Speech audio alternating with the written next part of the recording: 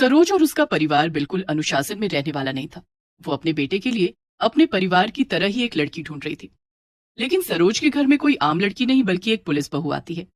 सरोज की पुलिस बहू अनुशासन के मामले में और रसोई में काफी कठोर थी।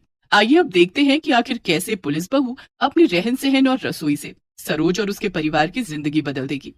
सरोज के घर में उसका बेटा किशन, छोटी बेटी श्रेया और पति रमेश रहते थे। हाल ही में किशन की शादी पूनम से तय हो गई थी, जो कि पुलिस की नौकरी करती थी। एक दिन सरोज के घर में सुबह सुबह सब बैठकर खाना खा रहे थे कि तभी सरोज कहती है, अब मैं तो बूढ़ी हो गई हूँ, इसलिए मुझसे ज्यादा मसालेदार खाना नहीं खाया जाता है। क्या माँ, अच्छा मजाक कर रही हो? आप तो हम सबसे भी ज्यादा मसालेदार खाना खाती हो। अभी तो ये कुछ भी नहीं है, लेकिन देखना मेरी बहू आएगी ना तो हमें इससे भी ज्यादा मसालेदार और बढ़िया खाना बनाकर खिलाएगी।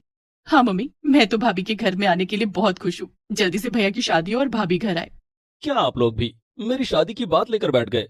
चलो चलो नाश्ता खत्म करो और श्रेया तुम अपने स्कूल के लिए निकलो, मुझे भी ऑफिस जाना है।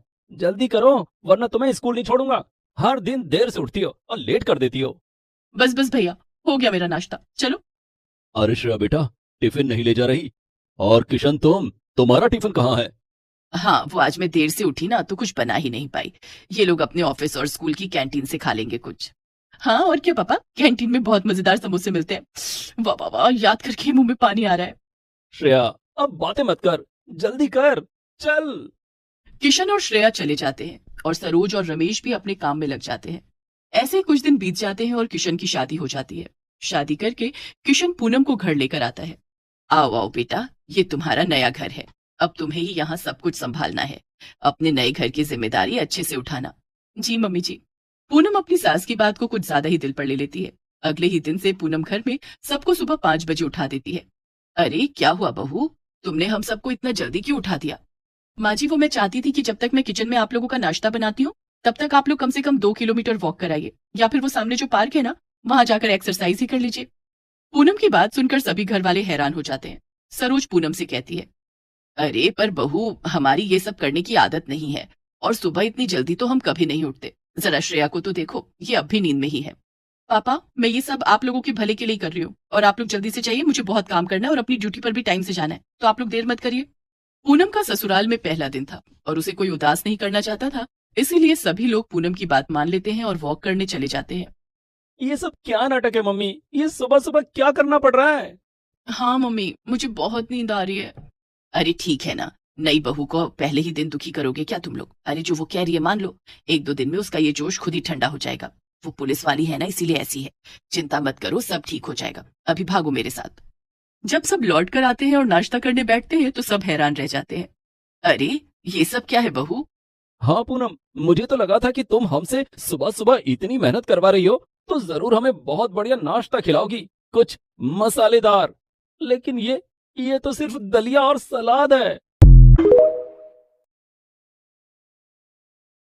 अरे ये सब क्या है बहू? हाँ पूनम, मुझे तो लगा था कि तुम हमसे सुबह सुबह इतनी मेहनत करवा रही हो तो जरूर हमें बहुत बढ़िया नाश्ता खिलाओगी, कुछ मसालेदार।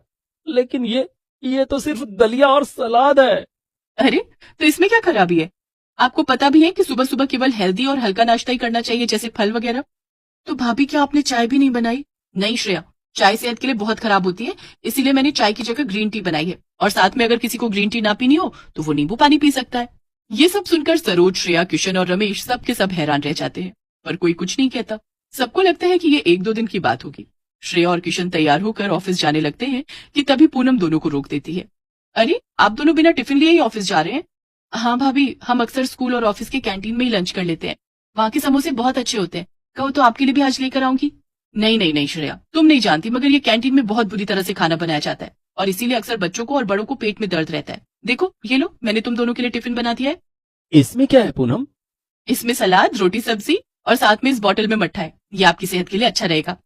क्या भाभी, पर मुझे रोटी सब्जी खाना पसंद नहीं, क्या कल आप मुझे पास्ता बनाकर खिलाएंगी? श्रेया, अगर तुम पूरे हफ्ते अच्छे से खाना खत्म करोगी तो संडे को मैं तुम्हें वही खिलाऊंगी जो तुम्हें खाना होगा, वो भी घर पर बनाकर, ठीक है? श्रेया थोड़ा दुखी होकर कहती है, ठीक है भाभी। श्रेया और किशन चले जाते हैं और अब घर में सिर्फ सरोज, रमेश और पूनम बचते हैं। पूनम सरोज के पास जाती है और उससे कहती है, माँ जी मैंने खाना बना दिया है और आप और पापा सिर्फ मेरा बनाया हुआ खाना ही खाइएगा।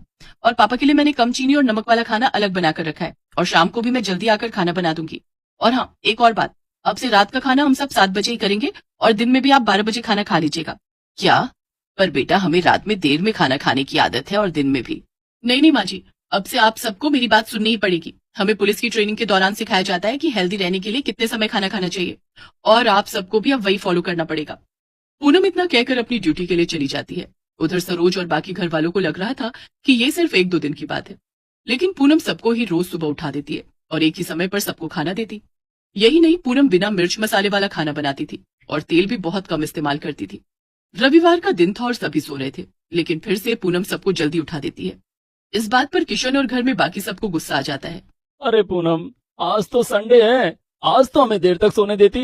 मैं हर रोज ऑफिस में इतनी मेहनत करता हूँ और तुम मुझे ना तो चैन से खाने देती हो और ना ही सोने देती हो। हर चीज में रोक टोक। ये सब आप क्या कह रहे हैं? मैं तो ये सब आप लोगों के भले के लिए करती हूँ। बहू, किशन एकदम ठीक कह रहा है। ऐसा लगता है कि हम घर में नहीं बल्कि हॉस्टल में रह रहे हैं जिसे तुम चलाती हो। हमने तो सोचा था कि ऐसी बहू लेकर आएंगे जो हमें खुश रखेगी, पर तुमने तो परेशान कर रखा है। हाँ भाभी, अब तो स्कूल में भी सब मेरा मजाक उड़ाते हैं कि मैं रोटी सब्जी लेकर आती हूँ और मैं कैंटीन में भी कुछ नहीं खा सकती। ये सब सुनकर पूनम को बहुत बुरा लगता है, लेकिन वो हार नहीं मानती। मैंने तो सोचा था कि आप सबको बढ़िया खाना बनाकर खिलाऊंगी, क्योंकि आप सब इतने समय से मेरा बनाया हुआ हेल्दी खाना खा रहे थे और मेरी सारी बातें मान रहे थे। लेकिन आप लोगों को तो अब सजा लग रही है, तो ठीक है, फिर सजा ही सही। मैं आज भी वही सब बनाऊंगी। आप लोग जल्दी से जाकर पार्क में एक्सरसाइज करके आइए बस। पूनम इतना बोलकर किचन में चली जाती है। माँ, ये क्या किया आपने? अगर आपने पूनम को कुछ कहा ना होता। मैंने तो सोचा था कि आप सबको बढ़िया खाना बनाकर खिलाऊंगी, क्योंकि आप सब इतने समय से मेरा बनाया हुआ हेल्दी खाना खा रहे थे और मेरी सारी बातें मान रहे थे। लेकिन आप लोगों को तो अब सजा लग रही है, तो ठीक है, फिर सजा ही सही। मैं आज भी वही सब बनाऊंगी। आप लोग जल्दी से जाकर पार्क में एक्सरसाइज करके आइए बस। पूनम इतना बोलकर किचन में चली जाती है। माँ, ये क्या किया आपने? अगर आपने पूनम को कुछ कहा ना होता तो कम से कम आज तो हमें अच्छा खाने को मिलता। अरे मैंने क्या किया भला? तुम सभी उसे बोल रहे थे, मैंने तो तुम लोगों का साथ ही दिया। अब क्या होगा मम्मी, फिर से वही कसरत और बेस्वाद खाना। हद है। सब लोग मजबूर होकर पूनम का कहना मान लेते हैं। अगले दिन श्रेया के स्कूल में रेस थी और वो जल्दी स्कूल चली जाती है। किशन तो पहले से ही ऑफिस जा चुका था। वहीं दूसरी तरफ सरोज और रमेश को हॉस्पिटल जाना था। बहू, हम दोनों हॉस्पिटल जा रहे हैं, तुम जरा अपने काम से छुट्टी ले लो। क्या? हॉस्पिटल? क्यों माँ जी, क्या हुआ आप लोगों को? अरे नहीं नहीं बहू, हमें कुछ नहीं हुआ है, हम एकदम ठीक हैं। हम तो बस रेगुलर चेकअप के लिए जा रहे हैं और कुछ घंटों में वापस आ जाएंगे। ओह, फिर ठीक है। वही मैं कहूँ कि मेरे इतना अच्छा खाना खिलाने के बाद और एक्सरसाइज कराने के बाद भला आप लोगों को कैसे कुछ हो सकता है। इतना कहकर पूनम अपने काम में लग जाती है और रमेश और सरोज बाहर चले जाते हैं। हद है, इसे तो जरा सा भी अफसोस नहीं है कि ये हमें कितना सता रही है। ऊपर से इसे अपनी हरकतों पर नाज है। छोड़ो भी सरोज, चलो हॉस्पिटल चलते हैं और वहां से निकलकर मैं तुम्हें चाट खिलाऊंगा, ठीक है? चाट का नाम सुनकर सरोज खुश हो जाती है और दोनों हॉस्पिटल चले जाते हैं। उधर पूनम घर का सारा काम निपटा लेती है कि तभी किशन घर आ जाता है। अरे किशन, आज तुम जल्दी घर कैसे आ गए? हाँ पूनम, मैं जल्दी घर आया क्योंकि मुझे तुम्हें और बाकी सबको ये दिखाना था। किशन के हाथ में एक ट्रॉफी थी। अरे वाह, ये किस लिए? ये मुझे मिली है पूनम, और वो भी सिर्फ तुम्हारी वजह से पूनम। पूनम किशन की बात सुनकर सोच में पड़ जाती है।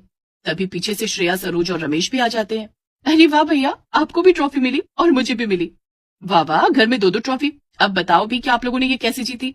तुम्हारी वजह से पूनम। हाँ भाभी, मुझे भी ये ट्रॉफी आपकी वजह से मिली है। मगर कैसे?